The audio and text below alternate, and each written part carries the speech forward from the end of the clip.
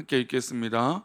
예수께서 큰 소리를 지르시고 숨지시니라. 아멘. 기도하겠습니다. 하나님, 오늘도 하루를 살아갈 때 우리에게 또 나에게 어떤 일이 일어날지라도 하나님, 그 은혜가 내게 족하며 또 그 은혜가 나에게 감사가 되고 은혜가 되고 믿음이 되게 하나님 은혜를 내려 주옵소서. 우리 믿음의 백성들을 하나님 붙잡아 주셔서 주의 크신 은혜로 인도하여 주시며 정말로 하나님 기뻐하신 은혜로 살아갈 수 있도록 하나님 복을 내려 주옵소서. 우리가 오늘 어떠한 일이 있든지 주님의 은혜 가운데 있을 수 있도록 하나님 복을 내려 주시고 우리의 믿음을 인도하여 주옵소서. 이 시간은 1,000번째로 드려진 예물들이 있습니다. 또 범사에 감사하여 드려진 예물을 기뻐 받아 주옵시고 말씀을 나눌 때에 주님 우리와 함께하여 주시옵소서. 감사하고 거룩하신 예수 그리스도 이름으로 기도올옵나이다. 아멘. 옛말에 이 정승이 죽으면 문상각이 없지만 정승이 기르던 개가 죽으면 어떻게 됩니까? 문상각이 넘친다라는 말이 있습니다. 이거는 사실 이제 권력을 비꼬는 말이기도 합니다. 아무래도 권력자였던 정승이 죽으면 이제 권력이 있을 때는 이 개의 죽음조차도 그 권력에 어떻게든 뭐라도 얻어내려고 사람들이 문상객으로 조문을 이루지만, 그러나 정작 권력이 사라지게 되면 그것은 쳐다도 보지 않는 인간의 욕심이 담겨 있는 그런 모습이 비춰서 또 비꼬아서 또 그런 이 옛말이 있는 것 같습니다. 믿음의 사람들은 아무래도 어느 때 빛이 나는가라고 본다면 당연히 믿음의 자리로 있던 이 죽음의 자리라고 할 수 있습니다. 우리 모두 다 장례를 다 치러야겠죠. 우리 모두 다 하나님 앞에 한 번 사는 인생, 한 번 이 죽음의 길을 걸어갈 것입니다. 근데 그 길 앞에서 우리가 과연 어떻게 하나님 앞에 살아갔는가, 또 어떤 모습으로 있는가, 또 어떤 사람들이 그 문상 이 장래의 자리를 지키고 있는가라는 것을 볼 때에 아마 많은 이 평가와 이 모습들이 담겨지게 될 것입니다. 예수님이 이 땅에 오신 이유는 무엇을 위하여 이 땅에 오셨습니까? 십자가를 지시러 이 땅에 오셨죠. 그 옛날 이사야 선지자가 예수님 오시기 700여 년 전부터 예언하셨던 이 십자가의 죽음을 위하여 이 땅에 오신 것입니다. 하지만 예수님께서 십자가를 지신 과정은 정말 순탄하지 않았습니다. 그 십자가는 정말 어렵고 힘든 것이었습니다. 예수님의 내적인 고통과 육체적인 고통이 극심했습니다. 이 육체적인 고통은 십자가의 형은 이루 말할 수 없는 극심한 고통을 담고 있는 게 바로 이 십자가의 고통이죠. 그럼 내적인 고통은 뭘까요? 예수님은 분명 베드로에게도 말씀하셨습니다. 나를 부인할 것이다. 3번 부인할 것이다. 그 얘기를 들은 베드로도 예수님을 저주하고 떠났습니다. 예수님을 사랑하셨던 제자 12명은 한 명은 예수님을 팔아버렸고, 그 나머지 제자들은 예수님이 잡히시기 날에 다 뿔뿔이 흩어지고 도망갔습니다.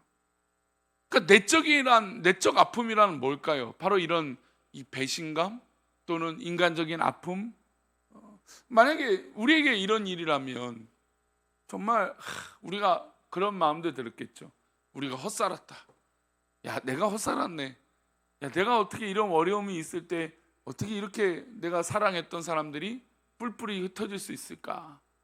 그러니까 예수님이 이 땅에서 겪으실 수 있는 가장 어려운 육체적인 고통과 또 심적으로도 마음적으로도 가장 정말 이루 말할 수 없는 이 고통과 아픔이 우리 예수님은 홀로 다 겪으신 것을 느낄 수 있습니다.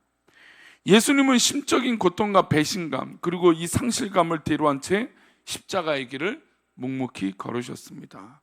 그리고 예수님은 십자가에서 그 고통을 받으시고 돌아가셨죠. 우리 37절과 38절인데요. 함께 읽겠습니다.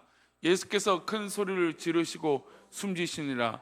이에 성소 휘장이 위로부터 아래까지 찢어져 둘이 되니라. 성소와 지성소를 나누는 경계가 있는 휘장이었습니다. 지성소에는 대제사장이 1년에 한 번만 들어갈 수 있습니다.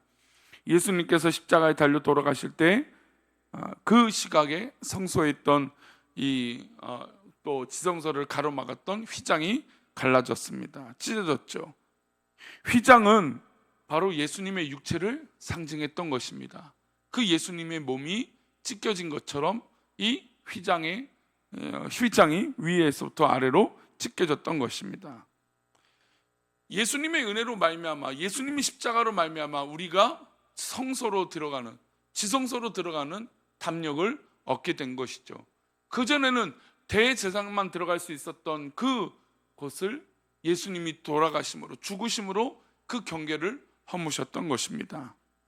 예수님께서 십자가에 돌아가셨을 때 그 장면을 바라보던 자 중 한 사람이 신앙 고백을 합니다. 여기서부터 우리가 오늘 나누려고 하는 모습이 드러나요. 우리 39절입니다. 함께 읽겠습니다. 예수를 향하여 섰던 백부장이 그렇게 숨지심을 보고 이르되 이 사람은 진실로 하나님의 아들이었도다 하더라.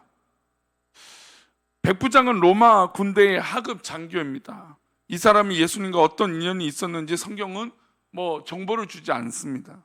하지만 백부장의 신앙 고백이 훌륭한 것은 인간적인 눈으로 볼 때 가장 이 비참한 십자가의 처형에서 예수님이 누구이심을 깨달았습니까? 메시아이심을 깨달았던 것이죠. 우리는 보통 사람들의 겉모습을 보게 됩니다. 그러니 십자가의 처형을 당하고 있는 이 비참한 모습을 보고 도전을 받을 리가 없죠. 그런데 이렇게 비참한 모습으로 돌아가시는 예수님의 모습을 보고, 형국을 보고 이 백부장은 예수님이 메시아였던 걸 깨닫게 됐던 것입니다. 심지어 제자들도 다 도망갔습니다. 고통당하는 예수님의 십자가의 곁에서 지킨 제자는 아무도 없었습니다. 그런데 이분은 예수님의 십자가의 처형을 보고 오히려 무엇을 합니까? 신앙 고백을 하게 된 것이죠. 예수님의 겉모습을 본 것이 아니라 우리의 영혼을 살리기 위하여 십자가를 지신 예수님, 그 메시아를 보게 된 것이죠. 우리는 대부분 겉모습을 보게 되죠. 서론에 말씀드렸던 그 옛말처럼 우리는 대부분 겉모습을 보게 됩니다. 그러나 이 백부장은 예수님의 십자가의 처형의 모습을 처음부터 끝까지 지켜보면서 예수님은 정말 메시아구나 라는 것을 깨닫게 된 것이고 내면을 보게 됐던 것입니다. 우리가 신앙생활을 하면서 과연 어떤 모습을 보는지 돌이켜봐야 될 것입니다. 우리가 진짜 따르고 있는 것이 무엇인지, 우리가 진짜 순종하고 있는 것은 무엇인지. 우리는 자꾸 외향적인 것을 보게 됩니다. 제가 이제 가끔 대화하다가 그런 대화를 하면서 위로할 때가 있어요. 그 마음 안다고, 그 마음을 알고 있다고. 그러나 우리는 사실 이제 그 마음을 알고 있다라는 것에 본 게 아니라 자꾸 드러나는 겉모습을 보게 되죠. 사실 그 마음을 알고 있다는 게 중요한 거예요. 사실 저는 그게 위로예요. 하지만 우리는 겉에 일어나는 일들에 꽂히는 경우들이 훨씬 더 많죠. 비교할 때가 훨씬 더 많죠. 정말 중요한 그 시점에 제자들이 지켜야 할 자리는 어느 자리입니까? 십자가의 그 자리 아닙니까? 근데 과연 우리도 믿음이 있다고 하지만 과연 우리가 십자가를 곁에서 지킬 수 있는 것인가? 오히려 이 제자들처럼 예수님을 외면한 채 뿔뿔이 흩어지는 그런 모습은 아닌가? 그런 생각이 들기도 합니다. 십자가의 곁을 지켰던 사람들은 또 이 백부장뿐만 아니라 다른 사람들도 있었습니다. 우리 40절과 41절인데요. 함께 읽겠습니다. 멀리서 그 중에 막달라 마리아와 또 작은 야고보와 있었으니 이들은 예수께서 갈릴리에 계실 때에 따르며 섬기던 자들이요 또 이 외에 예수와 함께 예루살렘에 올라온 여자들도 많이 있었더라. 예수님의 제자들은 남자들이었습니다. 그런데 그들은 모두 도망가 버렸고 예수님의 곁을 끝까지 지킨 사람들은 누굽니까? 여자들이었습니다. 이분들은 모두 예수님의 은혜를 입은 사람들이었습니다. 막달라 마리아는 한때 7김신 귀신이 들렸던 여인이었습니다. 그 귀신의 쫓겨남을, 또 귀신의 이 축사의 기적을 경험하고 예수님을 쫓게 다니게 됐던 여인이죠. 여인들 중 대부분은 갈릴리에서 예루살렘까지 예수님을 따라온 자들이었습니다. 이분들은 예수님의 은혜를 입고 큰 빛을 진 사람들이었습니다. 그 갚을 길 없는 은혜 때문에 예수님과 함께 끝까지 달려갔습니다. 이들에게 예수님은 그들의 존재의 의미였죠. 예수님이 이 사람들이 예수님을 모욕하고 희롱하는 것도 여인들에겐 문제가 되지 않았습니다. 그러니까 막 많은 사람들이 조롱하고 침을 뱉고 십자가를 메고 그 길을 걸어가는 그 길을 바라보는데, 그 여인들은 그 말들과 그 모습과 그 조롱은 중요하지 않았던 것이죠. 그들이 예수님 통해서 은혜 받았기 때문에 상황이 바뀌지 않았던 것입니다. 상황이 바뀐 건 예수님이 지금 십자가를 달려 돌아가시는 그것밖에 없는 거예요. 이 여인들에겐 어떤 상황도 그 상황이 바뀌지 않은 것입니다. 즉 은혜가 헛되지 않았던 것이죠. 우리도 여인들처럼 믿음의 절개를 가진 백성들이 되기를 축원합니다. 제자들처럼 믿음의 절개 없는 사람이 되지 말고 여인들처럼 끝까지 주님 곁을 지켜야 됩니다. 또한 본문은 예수님이 곁을 지킨 의외의 인물도 소개합니다. 43절인데요. 함께 읽겠습니다. 아리마대 사람 요셉이 와서 당돌이 빌라도에게 들어가 예수의 시체를 달라 하니, 이 사람은 존경받는 공회원이요 하나님의 나라를 기다리는 자라. 아리마다 사람 요셉의 신분이 드러나 있습니다. 이 사람은 공회원이죠. 사실 의외의 인물입니다. 백부장은 홀로 개인 신앙 고백을 한 사람이고 예수님의 곁을 지킨 여인들은 은혜를 입은 사람들입니다. 그런데 이 사람은 그렇지 않죠. 물론 이 예수님과의 대화나 예수님과의 모습들이 있을 것입니다. 그러나 복음서에서 한 번도 이전에 등장하지 않았던 사람입니다. 그는 마음속 깊은 곳에서 주님을 사랑했고 복음을 받아들였고 믿음을 가진 사람이었습니다.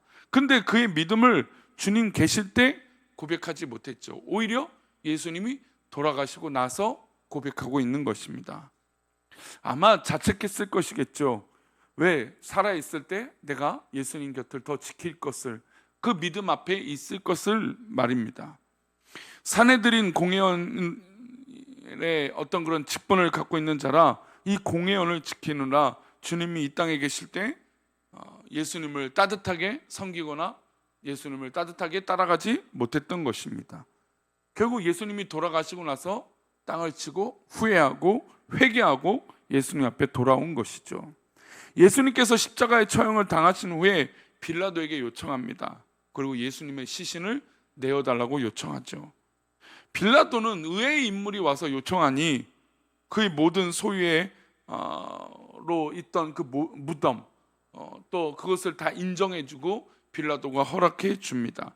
우리 46절인데요. 보겠습니다. 46절이요. 요셉이 세마포를 사서 예수를 내려다가 그것으로 싸서 바위 속에 판 무덤에 넣어두고 돌을 굴려 무덤 문에 놓음에. 그는 예수님이 돌아가신 후에 위험을 무릅쓰고 신앙을 고백한 사람이 된 것이죠. 예수님께서 말씀하신 비유 가운데 둘째 아들 같은 사람입니다. 오늘 우리도 이런 전향적인 믿음이 있기를 바랍니다. 사실 어떻게 보면 가장 사랑하고 가장 칭찬받고 인정받은 제 아들은 온데간데 없지만 지금 예수님 곁에 있는 의외의 인물들이잖아요. 백부장, 그리고 이 요셉, 또 그 여인들. 여러분, 우리는 과연 어느 자리에 어떤 모습으로 예수님 곁에 있는 사람들입니까? 우리는 스스로 제자들 같은 존재라고 하지만 결국 중요할 때 오히려 예수님 곁에 없거나 오히려 부담이 되는 사람입니까? 아니면 정말 의외로 생각지도 않았던 이런, 아니면 어떻게 별 볼 일 없던, 의식조차도 하지 않았던 이런 인물들인데 예수님을 곁을 지키고 있는 것처럼 과연 결정적인 그 순간에 예수님을 따르고 있는 사람들이십니까? 적어도 우리는 새벽 예배 나와 기도하는 사람들이라면 우리는 결정적인 순간이든 아니면 의외의 순간이든, 아니 아무도 몰라주는 그런 상황일지라도 우리는 끝까지 예수님 곁을 지키는 그런 믿음의 성도들이 되기를 축원합니다. 그리고 한번 자문자답해 봅시다. 과연 내가 지키고 있는 것은 무엇인가? 과연 내가 끝까지 하나님 앞에 매달려 있는 것은 무엇인가? 내 마음인가? 아니면 진짜 신앙인가? 오늘 진짜 신앙을 붙들고 예수님을 끝까지 붙들며 믿음의 자리를 지키며 어떤 일이 있든지 예수님만 바라보는 믿음의 삶의 모습이 있기를 축원합니다. 기도하겠습니다. 하나님 아버지, 감사합니다. 우리를 붙드시고 인도하여 주셔서 우리에게 은혜 주셔서 예수님 앞에 기도할 수 있는 은혜를 주셔서 감사합니다. 그런 하나님, 우리가 이 새벽에 기도하는 것은 무엇보다 예수님을 사랑하고 예수님을 믿고 예수님을 지키는 것인 줄 믿습니다. 우리 신앙이 예수님을 끝까지 바라보고 예수님 곁에 있는 그런 믿음이 되도록 인도하여 주옵소서. 우리가 무엇을 위하여 이 자리에 있는지, 우리가 무엇 때문에 믿음의 삶을 살고 있는지 진실로 돌아보고 믿음으로 서 있도록 인도하여 주옵소서. 주께서 우리를 사랑하시고 붙잡아 주실 것을 믿사옵고 거룩하신 예수 그리스도 이름으로 기도 올리옵나이다. 아멘.